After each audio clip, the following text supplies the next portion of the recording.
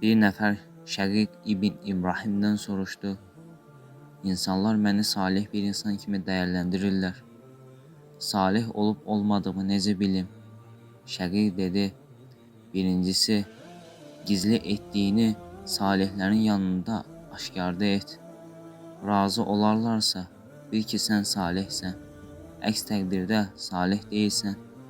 İkincisi, qəlbinə dünyanı təklif et. Rədd edərsə bil ki sən salihsən.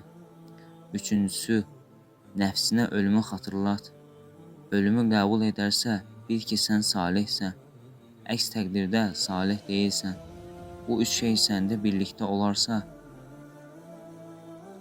əməlinə riya daxil etməməsi və riyanı əməllərini puç etməməsi üçün Uca Allah Azə və Cəllə yalvar. Müsəlman qardaşım, riyakarın bəlli olan əlamətləri var. Əli ibn Əbu Talib radiyallahu anh bunları belə zikr edir.